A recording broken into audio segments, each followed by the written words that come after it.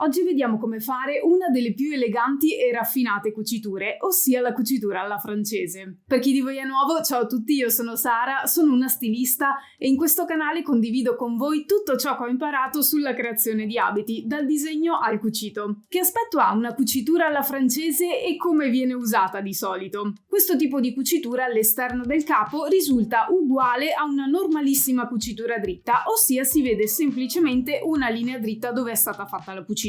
Ma è riconoscibile se la guardiamo al rovescio del capo perché, a differenza di una cucitura normale dritta, che solitamente ha i margini tagliati a vivo e che quindi possono sfrangiare e vengono rifiniti da un punto overlock perché non sfrangino, la cucitura alla francese ha i margini di cucitura rifiniti da una seconda cucitura che nasconde la parte di margine che solitamente dovrebbe sfrangiarsi. Si considera molto più elegante vedere un margine di cucitura rifinito in questo modo anziché il punto overlock classico. La potete trovare ad esempio per rifinire i giri manica e i fianchi nelle camicie femminili, ma anche in abiti sfoderati per rifinire appunto tutti i tagli interni. La cucitura alla francese però nell'industria è più costosa perché viene eseguita in 2 passaggi e quindi solitamente si preferisce rifinire i margini di cucitura con il punto overlock perché è meno costoso, a discapito però della qualità percepita del capo. Giusto una nota prima di iniziare: se siete alle prime armi con il cucito e vorreste imparare qualche altra tecnica di cucito base o qualche altra cucitura,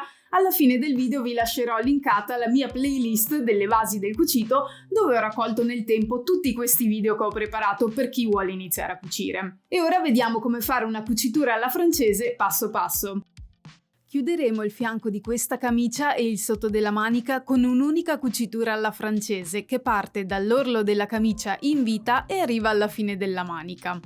Normalmente per fare una cucitura normale dritta si mette la stoffa dritto contro dritto e si cuce alla distanza del margine di cucitura prestabilito. Se il margine lasciato è di 1 centimetro, si cuce 1 centimetro. Per fare una cucitura alla francese invece bisogna fare 2 cuciture, 2 passaggi, e per fare la prima delle 2 cuciture bisogna mettere la stoffa rovescio contro rovescio. La mia camicia è già con il lato dritto in fuori, quindi i rovesci si baciano e sono già a posto. Basta che spillo insieme il fianco e il sottomanica, facendo combaciare bene il punto del fondo del giro manica tra davanti e dietro. Nei punti in cui vogliamo fare una cucitura alla francese va lasciato sempre 1 centimetro di margine di cucitura. E la prima delle 2 cuciture che facciamo è a 5 mm dal bordo della stoffa, mettendo appunto la stoffa rovescio contro rovescio.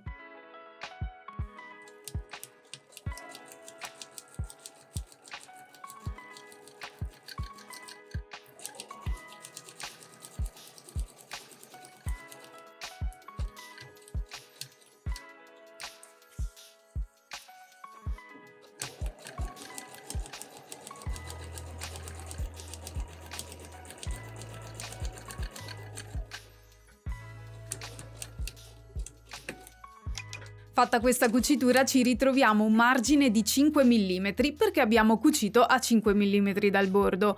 Ora dobbiamo però rifilare questo margine in modo che resti largo non più di 3 mm.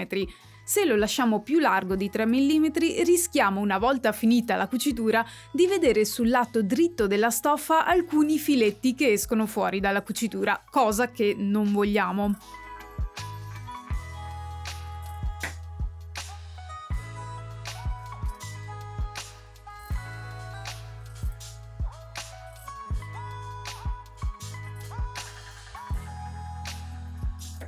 Una volta tagliato il margine dobbiamo rigirare la camicia in modo che il lato rovescio sia in fuori. E potete già notare che sul rovescio non si vedono più i margini di cucitura sfrangiati. La cucitura è già tutta pulita, diciamo, senza sfrangiature e margini a vista. E ora ci prepariamo a fare la seconda parte della cucitura alla francese. Appiattiamo per bene la cucitura appena fatta. In particolare la schiacciamo prima con le dita in modo che la cucitura stia bene in fuori. A questo punto, dato che il lato rovescio della camicia è verso l'esterno, significa che stiamo mettendo insieme i 2 lati dritti della stoffa. E poi stiriamo per appiattire bene. Questa, diciamo, è la parte preparativa prima di fare la seconda cucitura.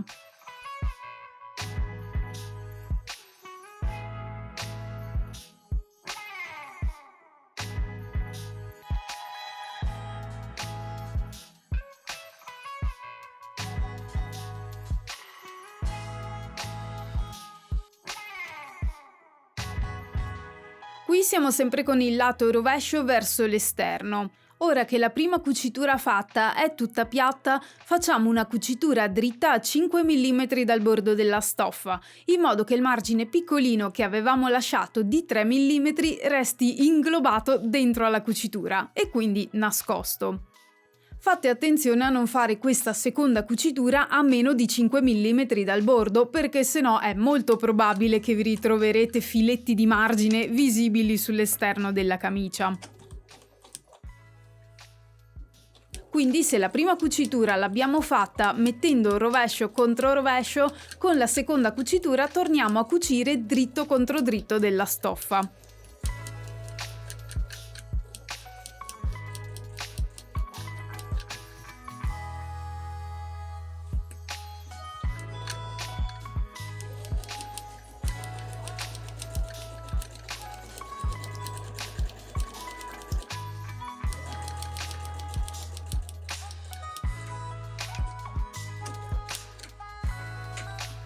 Siamo sempre sul rovescio della camicia. Questa è la cucitura appena fatta e ora non resta che dare una stirata finale alla cucitura.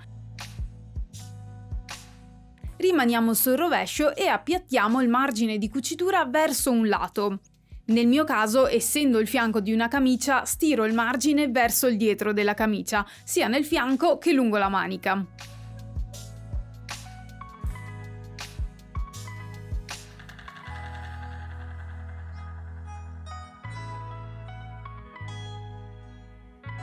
Ora che il margine è girato verso il dietro, possiamo rigirare la camicia con il lato dritto in fuori e la cucitura alla francese è finita.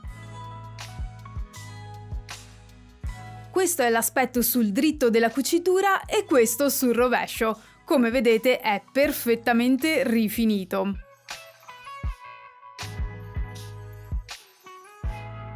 E questo era il metodo per fare una cucitura alla francese. Spero che il video vi sia stato utile, se sì lasciate un like e se siete alle prime armi con il cucito vi lascio qui la mia playlist delle basi del cucito dove nel tempo ho raccolto tutti i video in cui spiego tecniche base di cucito. E ci vediamo al prossimo video, ciao ciao!